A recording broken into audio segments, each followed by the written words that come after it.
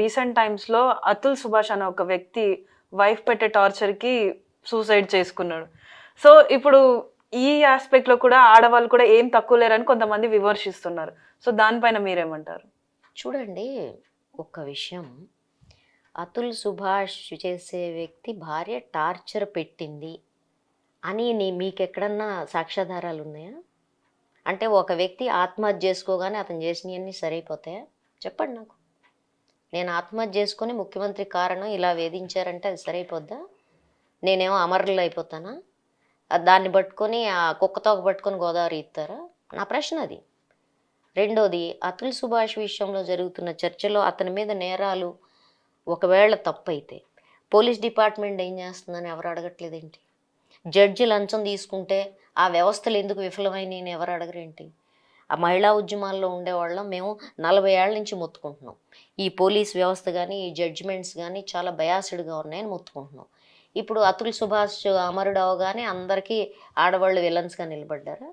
ఆడవాళ్ళు విలన్స్గా నిలబడే ఆడవాళ్ళు బాధితులుగా ఉండే 99.9%, నేను అది కూడా అన్నాం, లక్షల కేసుల్లో ఒక కేసు ఇది. అప్పుడు మీరెవరో ఆడవాళ్ళ మీద జరుగుతున్న 27% డౌరీ డెత్స్ గురించి ఎందుకు మాట్లాడలేదండి?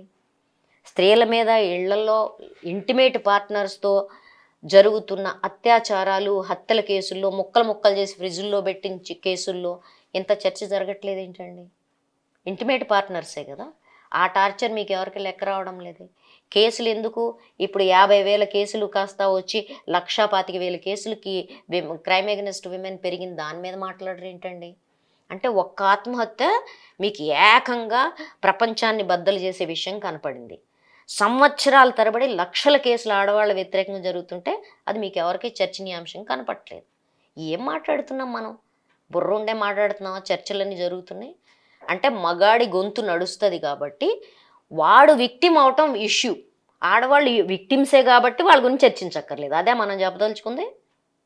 అంటే ఇప్పుడు ఓన్లీ ఒక సెల్ఫీ వీడియో రిలీజ్ చేసిన నేను అదే అడుగుతున్నానండి. ఎవడన్నా ఆత్మహత్య చేసుకుంటాడు, డిప్రెషన్లో ఉన్నాడు ఆత్మహత్య చేసుకుంటాడు. ఆత్మహత్య అనేది it's a cry for help. దాని మీద ఎందుకు జరగలేదు అది మాట్లాడదాం. ఆత్మహత్యలు ఎందుకు పెరిగినాయి మాట్లాడదాం. ఆడవాళ్ళు కూడా ఆత్మహత్యలు చేసుకుంటున్నారు. నీకు ఇప్పుడు అతను ఏంటంటే నేను చచ్చినా కూడా సాధించాలంటారు చూడు, ఆ టైప్లో చేశాడు. అంటే చచ్చేవాడు రాసిన ప్రతిదీ నిజమైపోద్దా అని నేను అడుగుతుంది అది. చచ్చేవాడు రాసినవన్నీ మహత్తరమైన విషయాలు అయిపోతాయా? With due respect to the dead. చెప్పండి నాకు. అది కరెక్ట్ కాదండి. అది కరెక్ట్ అప్రోచ్ కాదు. ఎవ్వరు ఒక విషయం చెప్పినా అది సబ్జెక్టివ్గా ఉంటుంది. దాని మీద చర్చ నడవాలి. ఎక్కడెక్కడ ల్యాబ్స్ ఉన్నాయి, ఎప్పుడన్నా ఒక కేసు తప్పు అవుతుందా రైట్ అవుతుందా అంటే అవ్వచ్చు. నేను ఆమె టార్చర్ చేసిందా లేదా నేను మాట్లాడట్లే. చేసి ఉండొచ్చు, చేసి ఉండకపోవచ్చు. కానీ నేను అడుగుతున్న ప్రశ్న ఏంటంటే ఒక వ్యక్తి ఆత్మహత్య చేసుకోగానే అది సత్యమై ఎందుకు కూర్చుందని అడుగుతున్నా. అబ్సల్యూట్ ట్రూత్ అయ్యి ఎందుకు కూర్చుందని అడుగుతున్నా. ఒకవేళ అది ట్రూత్ అయితే మీరు పోలీస్ వ్యవస్థ గురించి ఎందుకు మాట్లాడట్లా? కేసు ఫైల్ చేసిన వాళ్ళ గురించి వాళ్ళు కదా ఎంక్వైరీ చేయాలి, చేసి చెప్పాలి కదా కోర్టుకి. అయితే మీరు పోలీస్ వ్యవస్థ గురించి మాట్లాడాలిగా, జడ్జి గురించి మాట్లాడాలిగా. అవేం మాట్లాడకుండా ఆ అమ్మాయి మాత్రమే తప్పు చేసినట్టు మాట్లాడతారేంటి అంటున్నా. ఇప్పుడు రేపులు చేస్తున్న సందర్భాల్లో మగాళ్ళందరూ ఇట్లాంటి వాళ్ళే అని నేను మాట్లాడట్లేదుగా. కానీ ఇవాళ మీరేం చేస్తున్నారు? ఆడెవడో చచ్చి రాసిన ఒక ఆత్మహత్య లెక్కే చదువుకున్న ఆడవాళ్ళందరూ మగాళ్ళని టార్చర్ చేయడానికి పెళ్లి చేసుకుంటున్నారు. చదువుకున్న వాళ్ళందరూ రెండో రోజు విడాకులు తీసుకోవడానికి వాడి నుంచి ఆ అత్తి గుంజుకోవడానికే పెళ్ళిళ్ళు చేసుకుంటున్నారు.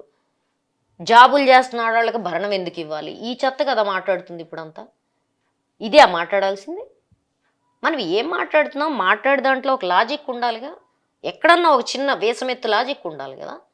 అందుకని చచ్చిపోయారు కాబట్టి సానుభూతి ప్రకటించగలం తప్ప చచ్చిపోయిన వాళ్ళందరూ వాస్తవాలే మాట్లాడతారంటాం కరెక్ట్ కాదు. For more videos like this, subscribe Big TV channel.